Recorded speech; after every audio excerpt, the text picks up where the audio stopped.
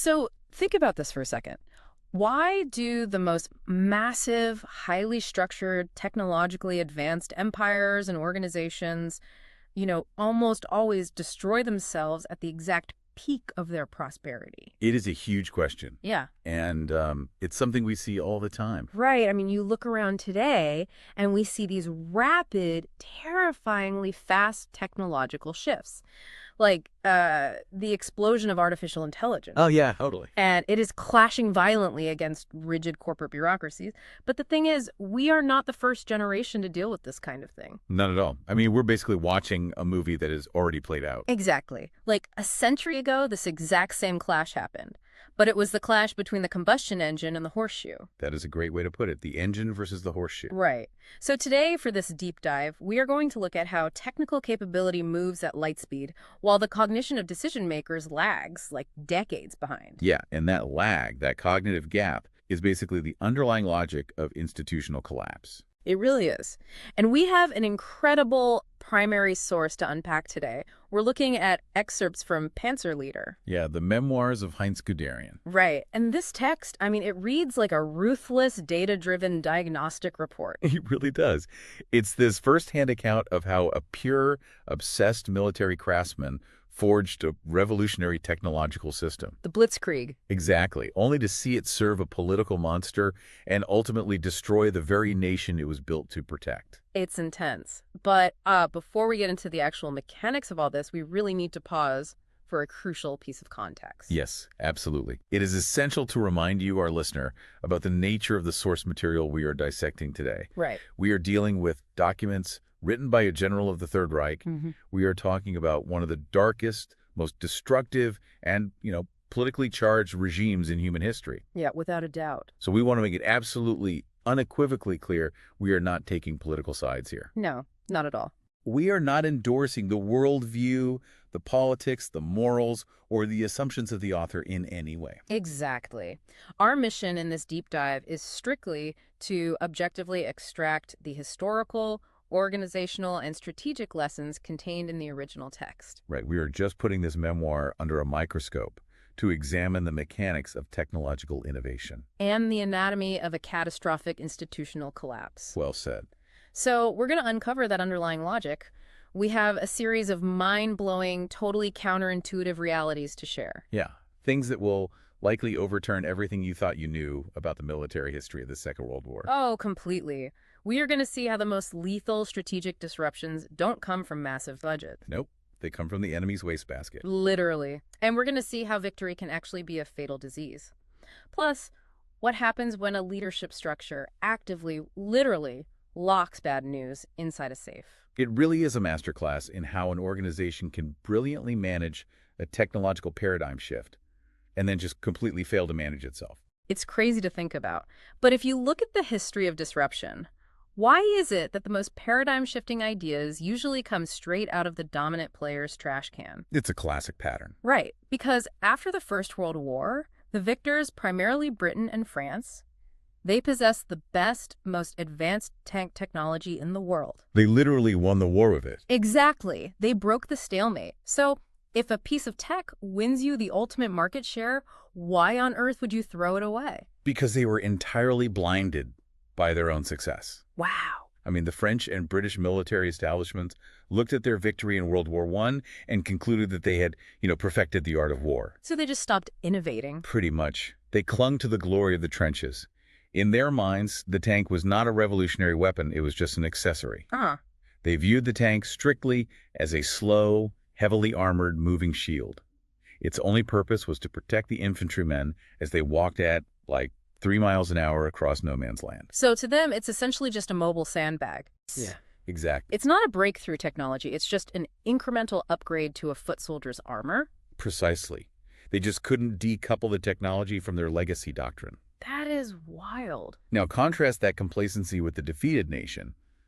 Under the Treaty of Versailles, Germany was totally stripped of its military power. Right, they had strict limits. Very strict. Yeah. A tiny 100,000-man army, 0 air force, and they were expressly, legally forbidden from possessing a single tank. Not one. Not one.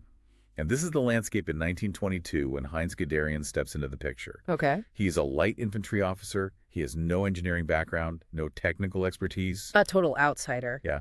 He's transferred to the motorized transport department, and he is handed portfolio with literally zero technical data on armored vehicles. So he inherits a completely empty desk. Totally empty. Meanwhile, the Allies have all the blueprints, all the funding, all the manufacturing experience, and the actual machines. Yep. And Germany has nothing.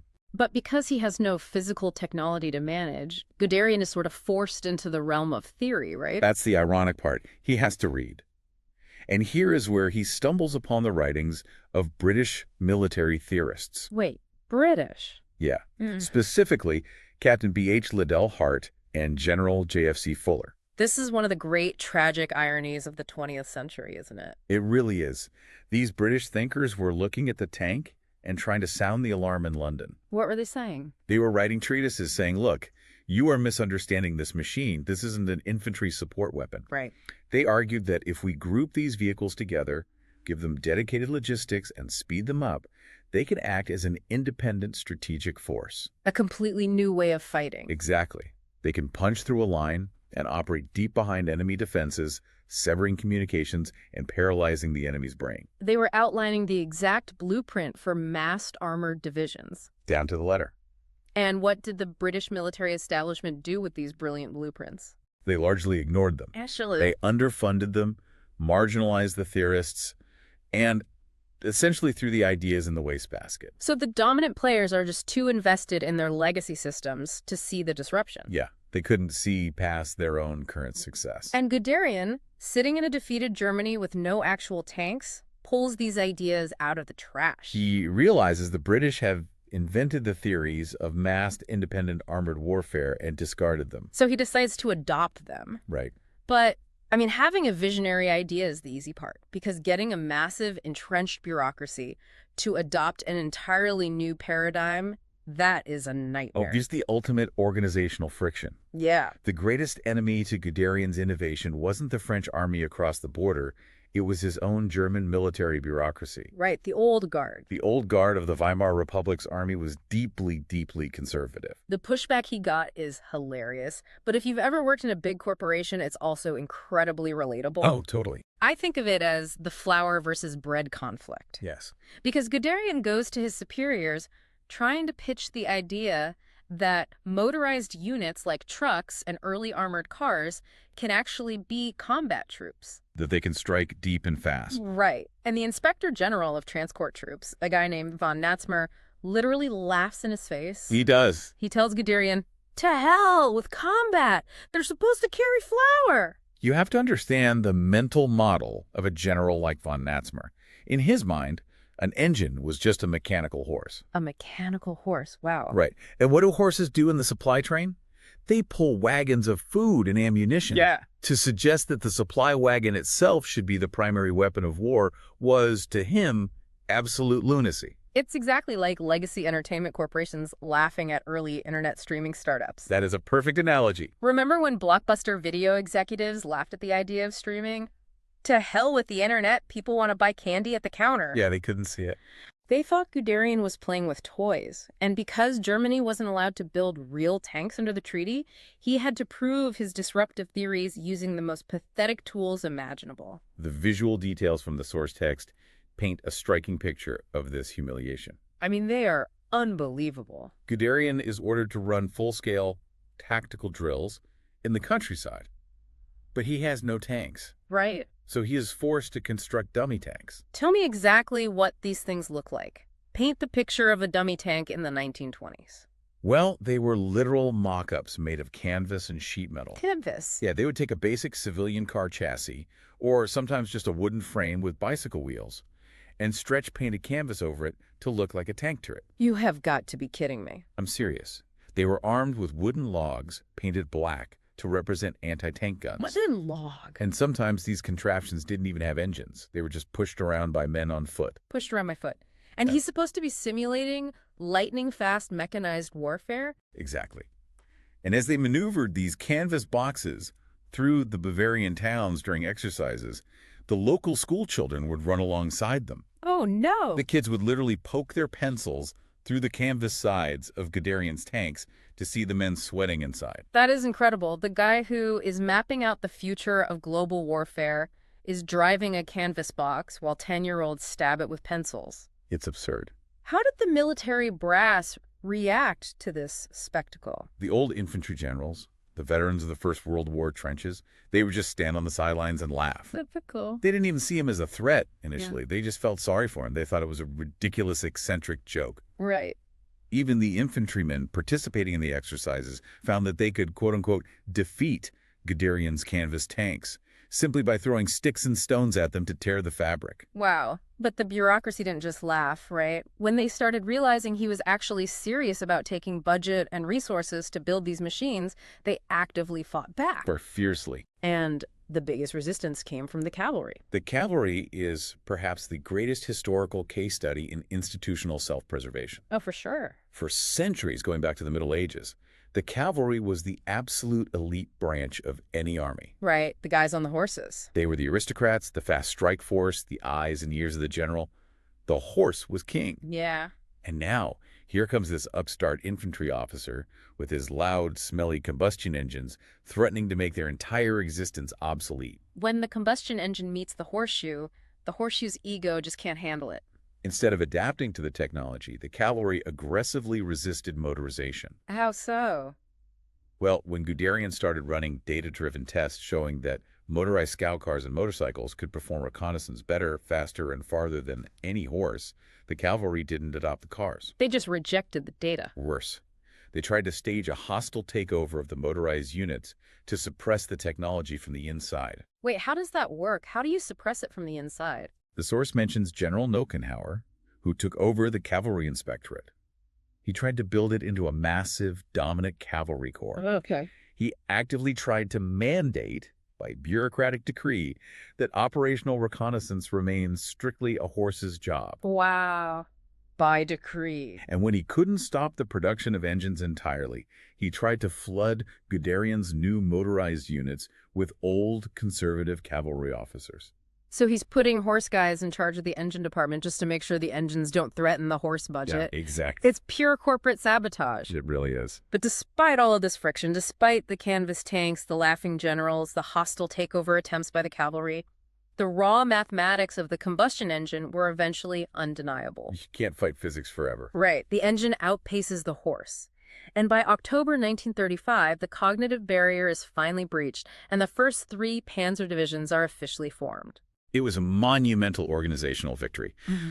But it's crucial to note that it was only achieved because Guderian and a few high-ranking allies who eventually saw the vision stubbornly refused to accept the consensus of the legacy structure. They basically brute forced a paradigm shift. They had to. Which brings us to 1940 and the Battle of France. And this is where we have to completely rewrite the popular narrative. Oh, definitely. Because when we talk about the Blitzkrieg sweeping through Europe, the image in our heads, I mean, the image I was taught in school is that Germany had this overwhelming, unstoppable horde of massive tanks that simply bullied and crushed a much smaller, weaker enemy. That is the myth of numerical superiority. Yeah. And it is entirely false. Totally false. It is a post-war rationalization to explain an otherwise incomprehensible defeat. Let's look at the actual numbers. Let's do it. In the spring of 1940, for the Western Campaign, The Allies, the French, and the British possessed roughly 4,000 armored vehicles. Okay, 4,000. And the invading Germans? They had only about 2,500. Wait, so the Allies have a 1,500 tank advantage.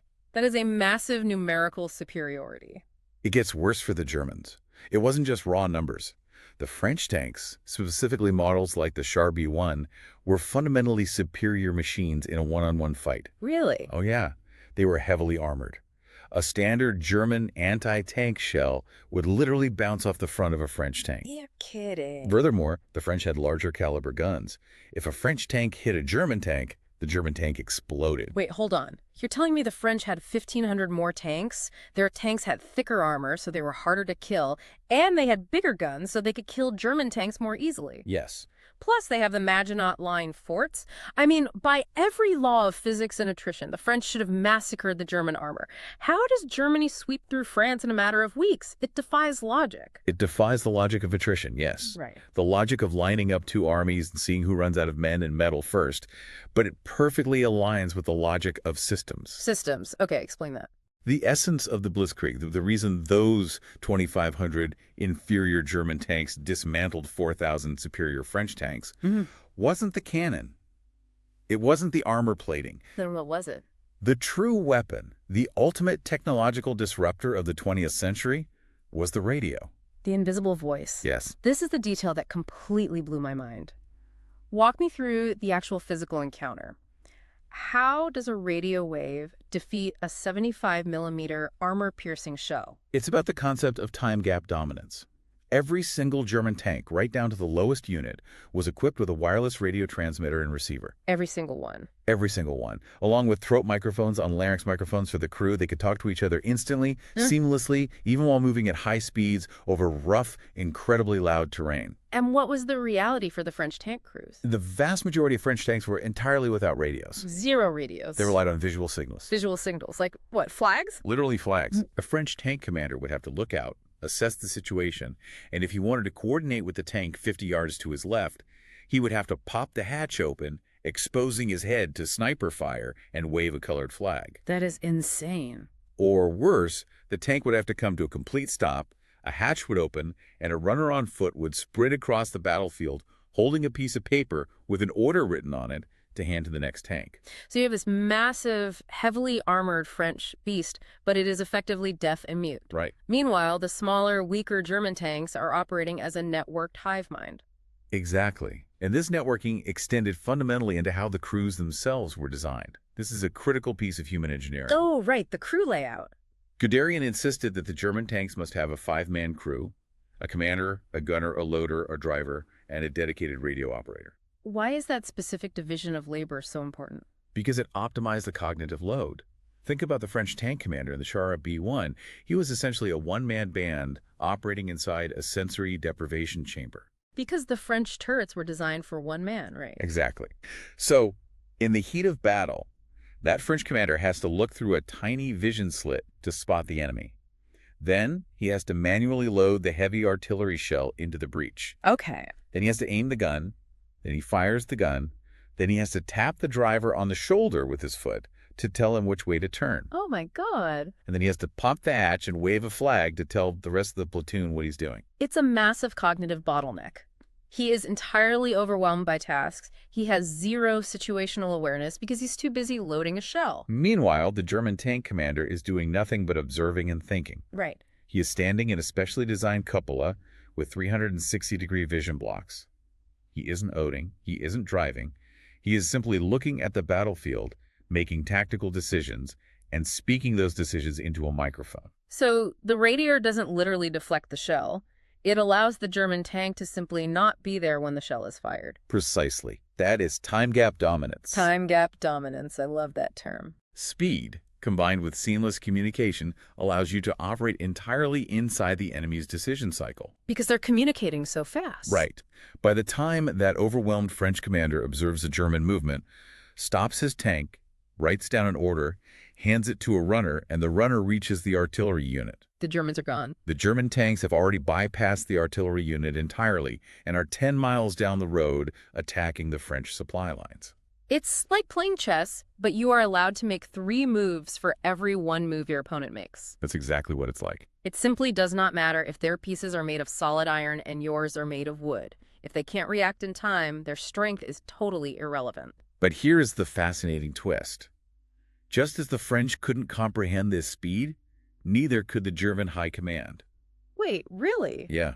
The traditionalists in Berlin were terrified of their own weapon. They could not comprehend warfare that moved faster than a marching infantryman. I want to talk about General Beck, the chief of the general staff, because his reaction to this new technology is so revealing about how bureaucracies think. Oh, definitely. The source text describes Beck as an upright, calm man of the old school, a true disciple of the 19th century Prussian military tradition, and he absolutely hated the speed of the panzer divisions. Beck's entire mindset was rooted in the static, predictable trenches of World War I. He believed in meticulous control. Right. He insisted on a highly rigid, deeply confusing doctrine called the delaying defense, which required precise, slow, methodical movements mapped out days in advance by staff officers sitting in comfortable rooms. Like pushing pieces around on a very slow board game. Exactly. When Guderian explained that tank commanders would be making split-second operational decisions miles ahead of the main army, communicating only by an invisible radio wave, Beck was horrified. Horrified. He famously asked Guderian, "How can you command without maps and telephones?" Because to a guy like Beck, if there isn't a physical copper wire running from his desk to the front line and a paper map with pins on it, control doesn't exist. Right. The idea of autonomous networked units making their own decisions felt like chaos. It felt like a loss of power. And that profound bureaucratic fear of losing control created what we can call the paradox of victory. The paradox of victory. Because when the invasion of France actually launches in May 1940, the system works too well. It's too fast. Way too fast. Guderian's tanks punch through the Ardennes forest, a place the French thought was impassable for armor. They break through the French lines at Sedan. They cross the Meuse River. Just ripping the front wide open. The French defenses completely shatter, just as the theories predicted. The road to the English Channel is wide open. And what does the German High Command do? They panic. They look at their own unprecedented success and they lose their minds. It is a remarkable moment of institutional cognitive dissonance. Guderian's direct superiors, General von Kleist and eventually Hitler himself, look at the maps back at headquarters. And what do they see? They see the little pins representing Guderian's tanks advancing 40, 50 miles a day, leaving the slow-moving, horse-drawn infantry days behind. Right. They cannot believe the French are actually collapsing. They become utterly convinced that Guderian is rushing headlong into a massive, orchestrated French trap. Because they can't imagine a victory happening this fast. Their anxiety over the open flanks overpowers their understanding of the momentum. So they order Guderian to halt. Imagine the frustration. You are the innovator. Your machine is working perfectly. The enemy is literally dropping their weapons and running away. Yeah. You are advancing 50 miles a day, and your boss calls you on the radio and says, "Stop, you're winning too fast." It's maddening. Guderian ignores the first few orders, pushing as hard as he can to keep the momentum. Of course he does. General von Kleist actually drives to the front, pulls Guderian aside, and fiercely berates him for disobeying orders by continuing to advance.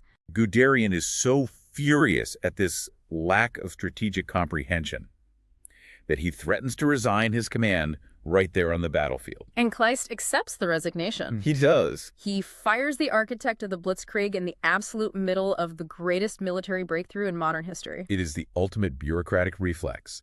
Punish the innovator for breaking the legacy rules, even when breaking the rules is winning the war. That is just nuts. Fortunately for the German war effort, another superior, General List, arrives on the scene, calms Kleist down, and reinstates Guderian.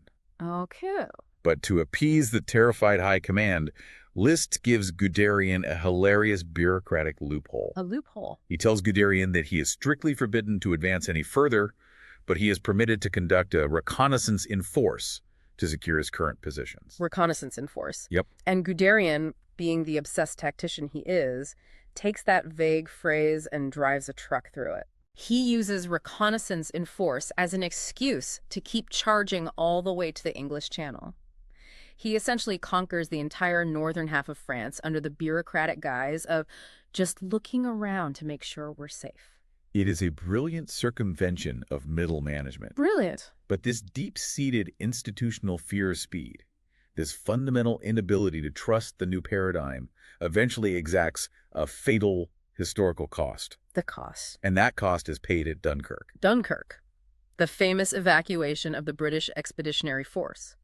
We in the West celebrate it as this miraculous event where civilian boats sailed across the channel to save the trapped army. Right. But if you read this from the German perspective, Dunkirk wasn't a miracle. It was the greatest unforced error of the entire war. Without question, Guderian's tanks had reached the coast. They had the British and French forces completely trapped against the sea at Dunkirk. They were pinned. They were in position to drive in and completely wipe out or capture the entire British Expeditionary Army. The war in the West could have effectively ended right there. Over. Done. But Hitler intervenes personally. He issues a direct, unyielding order for the panzer divisions to halt outside the city. Why? They had them. Because of what we might call technical arrogance. Walk me through that. Who was whispering in Hitler's ear? Hermann Göring, the head of the Luftwaffe, the German Air Force. Ah, Göring. Göring was deeply insecure about the army getting all the glory.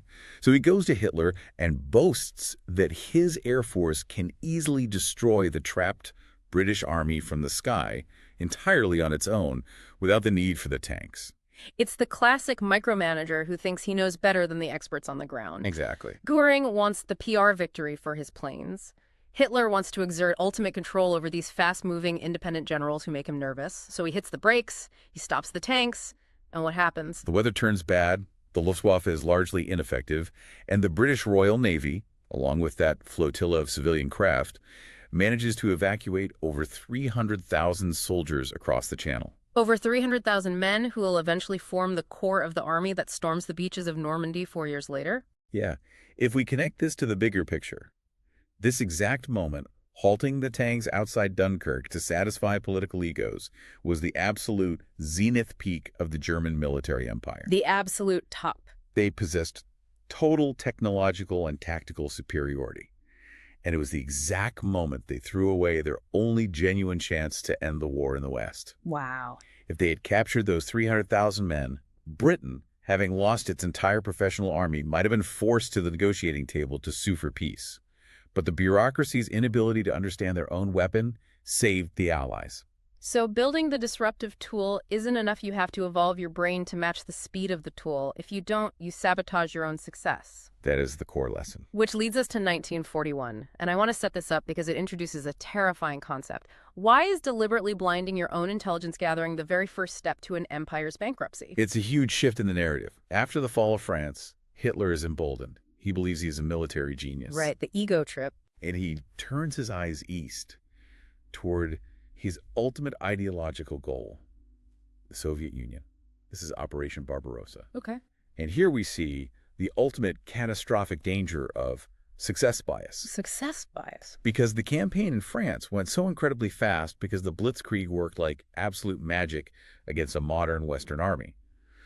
The German high command convinced itself that invading the vast, untamed expanse of Russia would be a breeze. The Barbarossa delusion. They honestly, genuinely believed it would take 10 weeks to defeat the Soviet Union. 10 weeks? 10 weeks to conquer the largest, most geographically unforgiving country on Earth? It's ridiculous. It was a monumental failure of intelligence, entirely driven by arrogance. How bad was the intelligence failure? Well, before the invasion was launched, Guderian had thoroughly studied the Russian military capabilities. He published a data-driven estimate stating that the Soviets possessed roughly 10,000 tanks. Okay, 10,000. When he presented this to his superiors, they literally laughed at him. They told him he was seeing ghosts, that he was exaggerating to make himself look more important. So they deliberately blinded themselves to the data because it didn't fit their optimistic 10-week timeline. Exactly. And the horrific reality, when the Germans actually invaded in June of 1941, they went in with about 3,200 tanks. The Russians didn't have 10,000 tanks. They had over 20,000 tanks. Yeah. Over 20,000. Guderian hadn't exaggerated, he had drastically underestimated the threat, and even that conservative number was too scary for the high command to accept. They chose to live in a fantasy.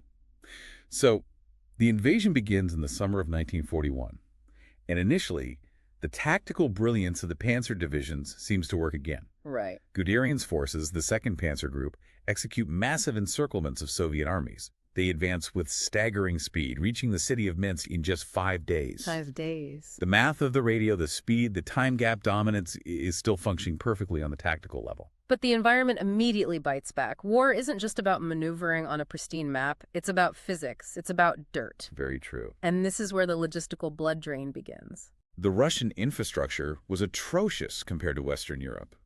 The roads weren't paved.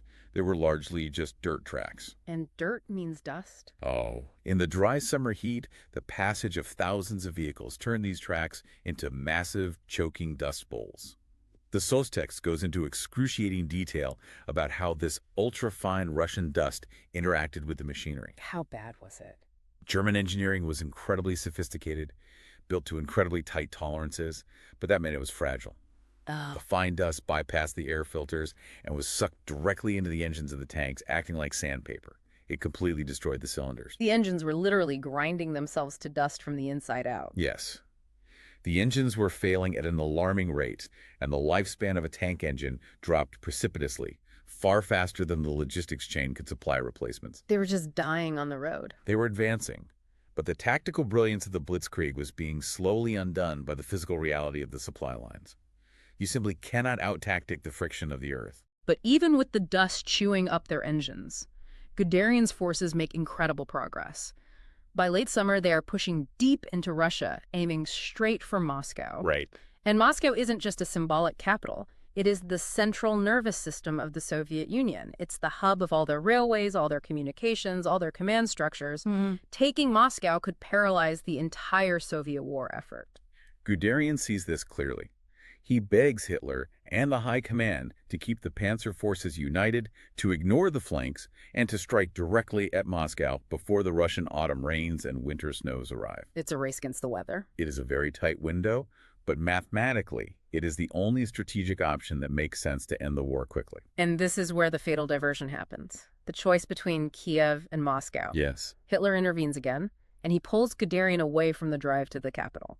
And the quote Hitler uses to justify this is absolutely chilling in its arrogance. He tells Guderian, "My generals know nothing about the economic aspects of war." Hitler looks at the map and decides that capturing the agricultural wealth of the Ukraine and the manganese deposits in the south is more vital than the strategic military target of Moscow. So what does he do? He orders Guderian's entire massive panzer group to stop their advance eastward, turn around, and march 275 miles south to attack the Soviet forces around Kiev. It's madness. It's like having a knife right at your opponent's throat, but you pause the fight to go pick their pocket instead. That is a very accurate way to look at it. Now, if you look only at the short-term metrics, Hitler's decision looked like a massive historic victory. Because they won at Kiev, right? The encirclement battle at Kiev was staggering. The Germans captured 660,000 Russian soldiers. It was an unprecedented haul of prisoners. 660,000 prisoners in one battle. That sounds like the greatest victory in human history. How is that a bad thing? It was a tactical triumph, but it was strategic poison. Strategic poison? Why? Because to get those 660,000 prisoners, Guderian had to march his tanks hundreds of miles south, fight a grueling, massive battle that further wore down his machines, and then march hundreds of miles back north to resume the original attack on Moscow. And what did that detour actually cost them? It cost them the single most precious, non-renewable resource in warfare: time. Time. It wasted over 30 crucial days. It wasted the late summer and the early autumn. Oh, no. By the time Guderian's tanks finally turned back toward Moscow in October, the Russian autumn rains had started. And the Rasputitsa, the season of bad roads, began. The mud season. The unpaved dirt tracks turned into bottomless oceans of mud. The supply trucks couldn't move. The tanks were literally sinking up to their turrets. Yeah. And then the mud froze solid and the snow arrived. And right as the environment is turning totally against them, the Germans experience a technological shock that breaks their spirit. The T-34 nightmare. This is a pivotal moment in the history of armored warfare. Tell me about it. In the late summer and autumn of 1941, the German army encounters a new, mass-produced Russian tank, the T-34. Okay. Up until this exact point, despite the dust and the mud, the Germans fundamentally believed they possessed absolute technical superiority over the quote-unquote inferior Soviets. Right. They thought they had the best toys. But the T-34 shattered that illusion instantly. It was a shock. It had incredibly wide tracks that allowed it to glide over the mud and snow where German tanks sank. That helps. It had a powerful diesel engine.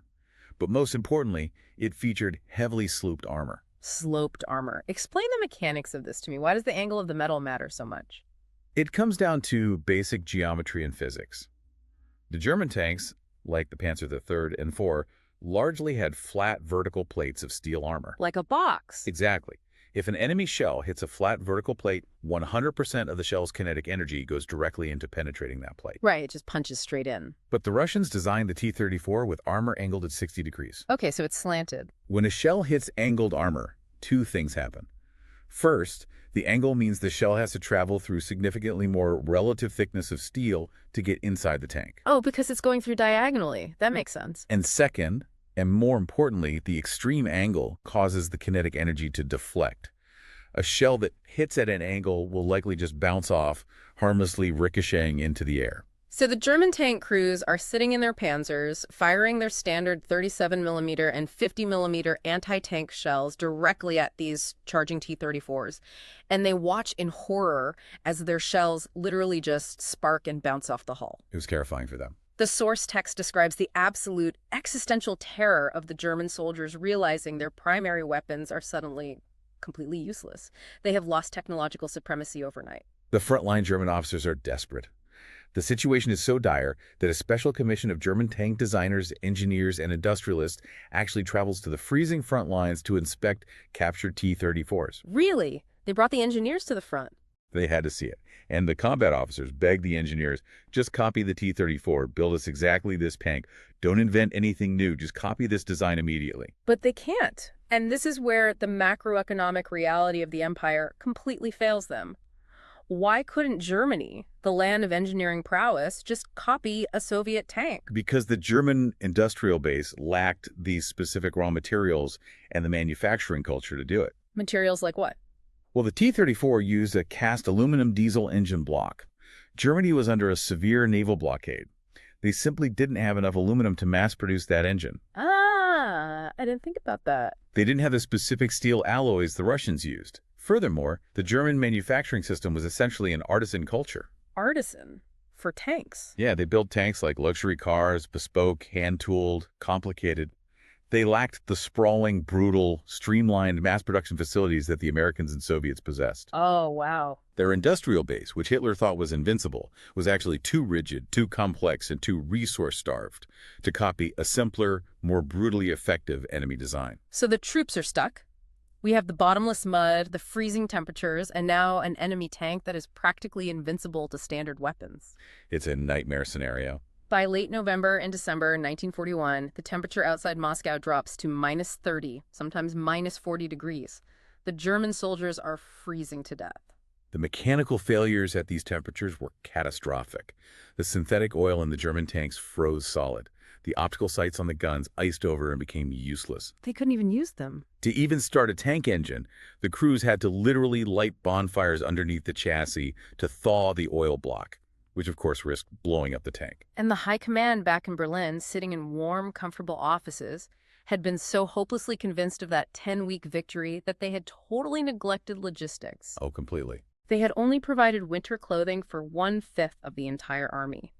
The soldiers are stuffing newspaper into their tunics. More men are dying of severe frostbite and exposure than from enemy bullets. Guderian is at the front. He is physically watching his men freeze to death in the snow. Yeah. He looks at the exhausted state of his units. He looks at the fresh Soviet reserves pouring into the line, and he realizes that if his forces stay in their exposed, overextended positions outside Moscow, they will be entirely annihilated. It's mathematical certainty. Right. So he makes a hard tactical decision to step back. He orders a withdrawal to a more defensible line further west, where his troops can dig in, find shelter, and survive the winter. He saves his army from total destruction. And what is his reward from the CEO for saving the company's assets? Hitler fires him. On December 26, 1941. Merry Christmas. You're fired for telling me the truth. This is perhaps the most critical systemic takeaway of this entire narrative. I think so too. By firing Guderian, by firing the truth teller, who understood the visceral reality on the ground, the empire actively destroyed its own internal error correction mechanism. Wow. When a leader punishes the messenger who brings bad news, they guarantee that they will never, ever receive accurate information again. Because everyone else is just going to lie. Exactly. The system becomes blind by choice. The generals learn that survival means lying to the boss. Okay, let's look at what happens when the boss only surrounds himself with yes men. We enter the phase of technological megalomania. We're looking at the years 1942 to 1943. Right. And I want you to think about this. Why does the obsessive pursuit of the ultimate superweapon almost guarantee battlefield defeat? It's a fascinating paradox. After the massive disaster at Stalingrad, where an entire German army is wiped out, Hitler finally realizes his armored forces are in desperate shape. He needs help. He needs his expert back. Yeah. So in early 1943, Guderian is recalled from exile and made Inspector General of Armored Troops. He is tasked with rebuilding the shattered panzer divisions. But what he finds when he returns is total, unfettered organizational chaos. Remember that conflict with the traditional infantry generals from the 1920s? The flour versus bread guys. Yeah. It had only gotten worse. The infantry commanders were terrified of the Russian T-34 tanks, so they demanded their own localized armored protection. Okay, makes sense on paper. But instead of letting Guderian build concentrated, massed tank divisions for strategic strikes, the bureaucracy was cannibalizing the production lines. Cannibalizing? How? They were taking the bottom half of a tank chassis right off the factory floor, removing the revolving turret entirely, and mounting a fixed, slow-firing gun on it to create what they called assault guns. Okay. These were strictly for defensive infantry support. So they are actively taking the offensive mobility of the entire point of the tank out of the weapon. They are turning a fast-turreted strike vehicle into a slow, forward-facing bunker. They are literally starving the actual panzer divisions of replacement tanks in order to build these defensive stopgaps for the infantry. It's the exact opposite of the blitzkrieg philosophy. And this structural chaos is massively compounded by Hitler's direct, daily intervention in weapon design. We enter the phase of Hitler's gigantism. This part reads like a dark, absurd comedy of feature creep. Oh, it really does. If you've ever worked in tech or product design, you know the micromanager CEO who keeps adding fecals and demanding impossible specs until the product is an unshippable, bloated mess. Yep.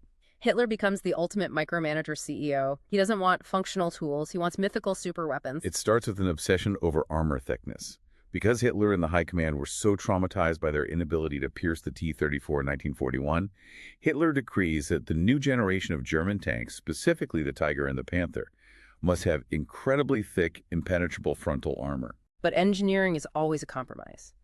What happens when you bolt tons and tons of extra solid steel to a vehicle? It becomes incredibly unsustainably heavy. Right. The engines, which weren't sufficiently upgraded to match the massive increase in weight, broke down constantly. The transmissions shattered under the strain. The Tiger tank weighed nearly 60 tons. 60 tons. And crucially, these tanks became too heavy to cross standard European road bridges. So he demanded a tank that was an impenetrable steel fortress, but completely forgot that tanks actually have to drive across rivers and be repaired in the mud. Exactly. If a 60-ton Tiger tank breaks its transmission, you can't just hook it up to a standard truck and tow it away. You need 3 or 4 other specialized heavy recovery vehicles just to move it. It was a logistical nightmare. The logistics of maintaining these beasts were paralyzing. But the 60-ton Tiger is just the beginning of the madness. Let's talk about the specific designs Hitler actually commissions, because they are staggering. His obsession with scale spirals completely out of control. He demands a tank called the Mouse. The Mouse. What exactly is the Mouse? It was a design conceptualized by Ferdinand Porsche for a super heavy tank weighing over 100 tons, eventually pushing towards nearly 200 tons. 100 tons. It was so massive, so incredibly heavy, that its top speed was a slow crawl. It would immediately bog down in any soft earth. A crawling bunker. And hilariously, in its initial design phase, this impenetrable moving fortress had no machine gun for close-quarters infantry combat. Wait, really? I'm serious. So an enemy foot soldier could literally just walk right up to this 200-ton behemoth, stand next to it in its blind spot, and stick a grenade in the tracks because the tank had no way to shoot at anything right next to it. Exactly. It's a 200-ton paperweight. But 200 tons wasn't enough for the CEO. What did he ask for next? He literally commissioned feasibility studies for a 1,000-ton monster tank, a land cruiser called the Rat. 1,000 tons. That's not a tank. That's a naval battleship on land. Pretty much. It would literally sink into the earth. It would crush any paved road it drove on. It could never cross a river. And the tactical fantasies didn't stop there. He ordered the creation of a vehicle called the Ram Tiger. The Ram Tiger. I love this one. Walk me through the brilliant use case for the Ram Tiger. It was a fantasy vehicle designed specifically for urban street fighting. It didn't have a main gun. No gun. No gun. Its sole purpose was to be heavily armored, drive down a city street, and smash into buildings to ram through walls. A heavily armored bulldozer for urban renewal in the middle of a world war. It's utterly absurd. And my absolute favorite example of this detachment from reality, the Gustav. The Gustav was an 800-millimeter railway gun. A piece of artillery so massive, so obscenely large, that it had to be transported in pieces on dual parallel railway tracks and assembled by a crew of thousands over several weeks. And Hitler looks at this weapon, which is essentially a moving skyscraper, and suggests to the Krupp engineers, hey, can we use this to shoot at enemy tanks? The engineers are entirely dumbfounded. They have to explain to the absolute leader of the nation that the Gustav takes 45 minutes to reload a single shell. 45 minutes. The idea of using a weapon with a 45-minute reload time fixed to a railway track to shoot at a fast-moving, swarming T-34 tank is the absolute definition of detachment from operational reality. It is the ultimate delusion. He is obsessed with the aesthetic of power, gigantic, heavy, thick, terrifying, completely ignoring the reality of operation speed, maintenance, logistics, and mass production rates. Completely ignoring it. While Germany is wasting millions of man-hours and precious steel trying to engineer these sci-fi superweapons that break down after driving 30 miles, the Russians are stamping out thousands of simple, reliable, good-enough T-34s every single month. Guderian tries to stop this madness. He tries to bring logic back to the production lines. This leads directly to the disaster of Operation Citadel, the Battle of Kursk, in the summer of 1943. Yes, the largest tank battle in history. How does the superweapon obsession ruin this? Guderian vehemently opposes launching an offensive at Kursk. He argues that the new Tiger and Panther tanks are still suffering from massive teething problems. Their engines catch fire, their transmissions break, they aren't ready. He begs Hitler to cancel the offensive and conserve the armored reserves. But Hitler refuses. However, Hitler does agree to delay the attack multiple times, waiting month after month for more of these new heavy tanks to roll off the assembly line. So he pauses the war to wait for the superweapons to finish compiling. What did the Soviets do with all that extra time? They dig in. The Soviets use those months of delay to construct defensive belts around Kursk that are miles deep, millions of landmines, thousands of anti-tank guns. They knew they were coming. By the time Hitler finally launches the attack with his shiny new heavy tanks, the element of surprise is entirely gone. The German armor drives directly into an impenetrable meat grinder. Wow. The elite panzer forces are thoroughly bled out and destroyed. They never mount another major strategic offensive in the East again. The ultimate cost of feature creep. And the source text describes a specific meeting shortly after this era, where Guderian argues for 4 straight hours against Hitler and his sycophantic staff. Yes, 4 hours. He is begging them to streamline production, to focus on reliable models, to stop building assault guns and save the panzer divisions from this bureaucratic feature creep. And the intellectual and emotional toll of fighting a totally irrational, reality-denying system is so immense that as soon as Guderian leaves the room, he collapses in a dead faint. He literally passes out on the floor from the sheer exhaustion of arguing with stupid people in power. It's tragic. If that isn't the most relatable corporate moment in history, I don't know what is. It perfectly illustrates the physical and psychological cost of trying to operate a rational error correction mechanism inside a system that has gone completely insane. Which brings us to the tragic finale, the collapse of error correction and the end. We're looking at 1944 to 1945. And I want to frame this final phase around a terrifying idea. What happens when the map on the table becomes more important to a leader than the actual territory outside the window? By 1944, the war is turning definitively, irreversibly against Germany. The Allies have landed in Normandy in the west, and the massive Russian offensive Operation Bagration is pushing relentlessly from the east, wiping out entire German army groups. So it's all falling apart. The logical military necessity at this point is a strategic defense, trading space for time, conducting elastic withdrawals, and building deep, fortified defensive lines to bleed the advancing enemy. But Hitler outright refuses to defend in depth. Guderian, now chief of the Army General Staff, begs him to build a deep defensive line in the east to save the remaining troops. And Hitler refuses. Why? Because he believes that if he builds a defensive line 10 miles behind the front, it will encourage his generals to retreat to it. That is just wow. It is the ultimate manifestation of the bunker mentality. He believes willpower alone can hold ground. When Hitler is finally painstakingly convinced to allow a defensive line to be dug in the east, he orders it to be placed only 1 to 2 miles behind the main front line. Which is absolutely insane. Why 1 to 2 miles? Because he is citing his own personal experience as a corporal in the static trenches of World War I. He says a line too far back is useless. He's living in the past. He is completely ignoring the reality of the mobile, mechanized warfare that his own generals had invented. So what happens? When the massive Russian artillery barrage and armored assault hits, that shallow 1 to 2 mile zone is swallowed instantly in the opening hour. The frontline troops and the reserves are caught in the same bombardment and annihilated in one bite. Because the CEO is fighting the last war. He's applying a 1916 solution to a 1944 problem. And as the reality of the total collapse closes in around Berlin, Hitler literally retreats into historical delusions. The physical and mental deterioration is profound. He begins comparing himself constantly to Frederick the Great in the 7 Years' War, hoping for a miraculous diplomatic collapse of the Allied coalition. He's grasping at straws. He pores over history books, looking for 200-year-old examples of kings executing insubordinate generals, using that ancient history to justify his own brutal, paranoid purges of the officer corps following the assassination attempt against him in July 1944. He is living in a fantasy world, and the absolute refusal to hear bad news reaches its absolute peak with Albert Speer. Yes. Speer is the Minister of Armaments. He is the guy running the factories, the guy with his hands on the actual economic data. And in late 1944, Speer writes a comprehensive data-backed memo stating plainly, the war is lost. He lays it all out. The industrial base is gone, the rail networks are destroyed, we cannot produce weapons, the math no longer works. It is the ultimate reality check. And how does Hitler react? He refuses to read it. He just ignores it. He takes this data-driven memo from his top logistics expert, and he literally locks it in a safe. He puts the bad news in a metal box, locks the door, and pretends it doesn't exist. He literally tells Guderian, any man who asks to talk to me alone always does so because he has something unpleasant to say.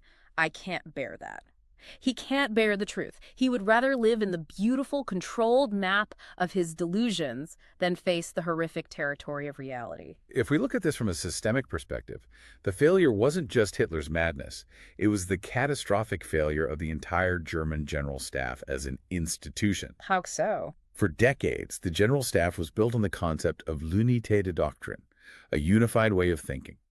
They rigorously selected brilliant minds and trained them to think absolutely identically about tactics, operations, and duty. Which sounds great for efficiency on paper. Everyone is on the same page. It is highly efficient, until the system encounters an anomaly it wasn't programmed for.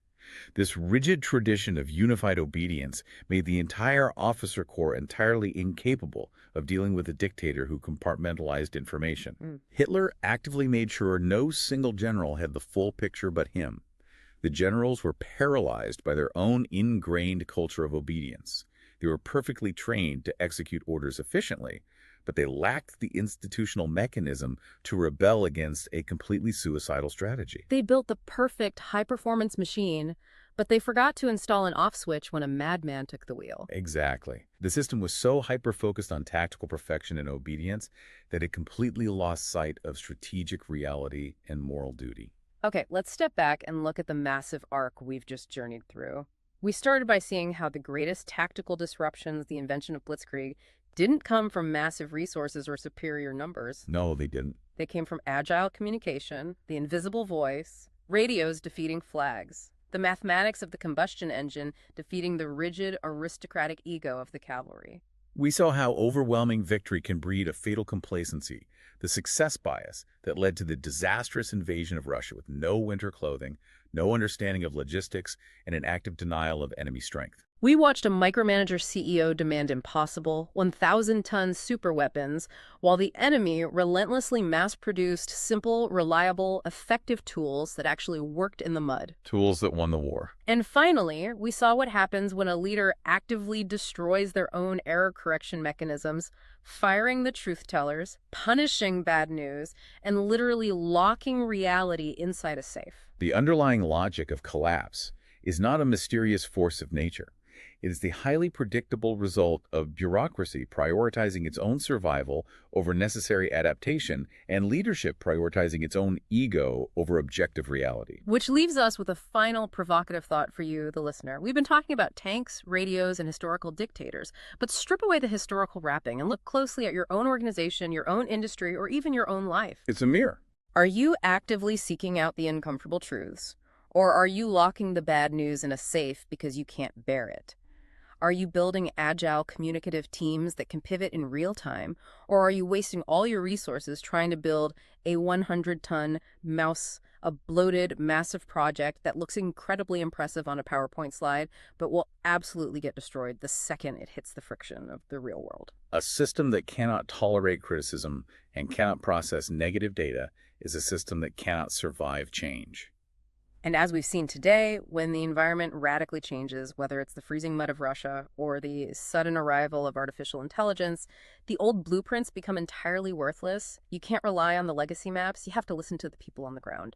Thank you for joining us on this deep dive into the source material. Stay curious, keep questioning the structures around you, and we'll see you next time.